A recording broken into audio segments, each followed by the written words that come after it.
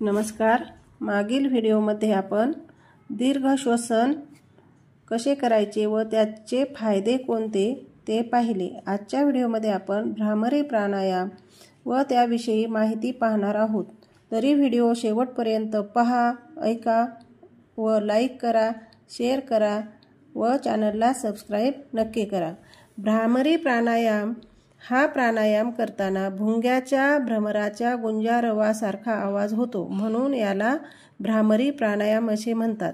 भ्रामरी प्राणायाम कसा करावा तर अगोदर कोणत्याही ध्यानात्मक आसनात बसावे, म्हणजे साधी मांडी घाला, पद्मासन, अर्धपद्मासन, वज्रासन यापैकी तुमच्यासाठी जे योग्य असेल त्या आसनामध्ये बसा। ज्यांना बसण्याचा त्रास असेल त्यांनी खुर्चीवर बसले किंवा भिंतीला टेकून बसले तरी चालेल।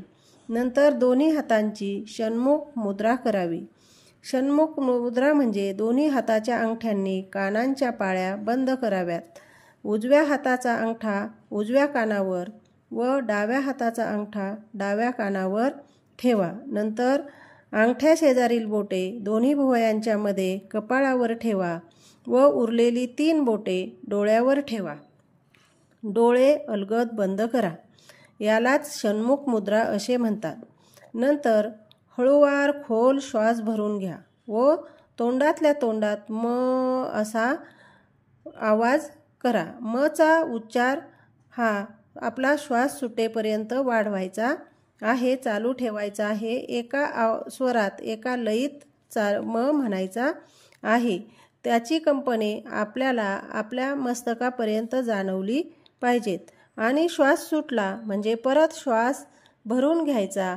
हळूवार खोल श्वास भरून घ्या आणि नंतर परत म असे म्हणा।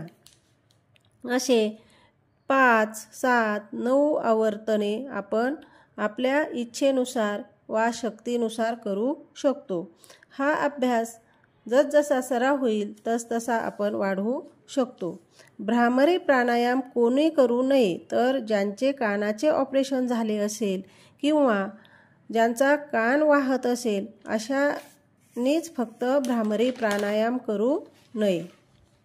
बाकी सर्वजण भ्रामरी प्राणायाम करू शकतात।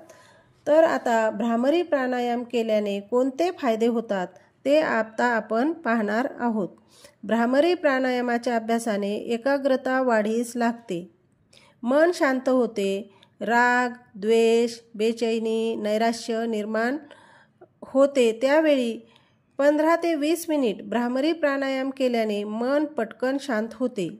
नियमित भ्रामरी प्राणायामाचा अभ्यास केला तर मनाची उन्मनी अशी अवस्था होते। भ्रामरी प्राणायामामुळे उच्च रक्तदाब पण कमी होऊ शकतो। भ्रामरी प्राणायामामुळे सर्वात महत्त्वाचे म्हणजे ज्यांना निद्रानाश अनिद्रेचा त्रास आहे त्यांचा निद्रानाश कमी होतो। नियमित सराव केल्यास झोपेविषयीच्या समस्या नक्कीच कमी होतात। भ्रामरी प्राणायामामुळे शस्त्रक्रियेनंतर ज्या जखमा झालेल्या असतात त्या भरण्यास मदत होते, त्याला गती मिळते। भ्रामरी प्राणायामामुळे आवाज मधुर होतो। हा प्राणायाम त्यामुळे गायकांसाठी अतिशय उपयुक्त ठरतो।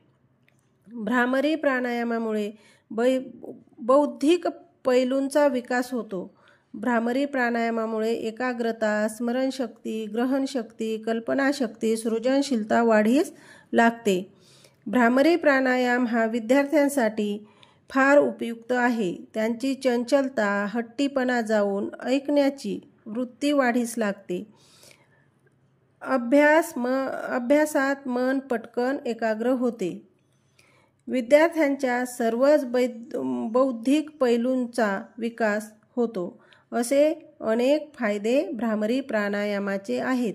विद्यार्थी दशेत जर विद्यार्थ्यांनी रोज 5 ते 10 मिनिटे भ्रामरीचा अभ्यास केला तर त्यांना त्याचा खूप फायदा होतो। त्यांचे पटकन मन एकाग्र होते, त्यांची स्मरणशक्ती वाढते आणि त्यांनी केलेला अभ्यास त्यांच्या नीटपणे लक्षात राहतो।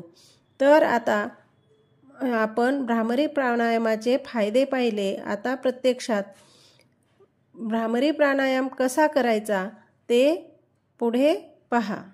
अगोदर श्वास पूर्ण भरून घ्यायचा आहे, खोलवर श्वास घ्यायचा आहे. सरळ बसा, पाठीचा कणा ताठ ठेवा, हाताची षण्मुख मुद्रा आणि श्वास भरून घ्या.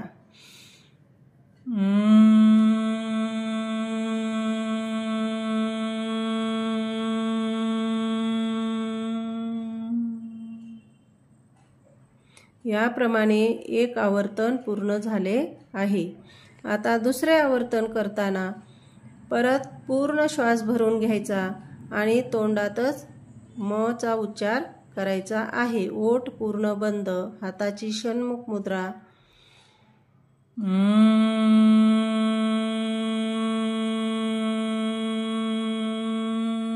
याप्रमाणे आपण आपल्या इच्छेनुसार किंवा शक्तीनुसार आपल्याला जेवढी आवर्तने करता येतील तेवढी आवर्तने करू शकतो.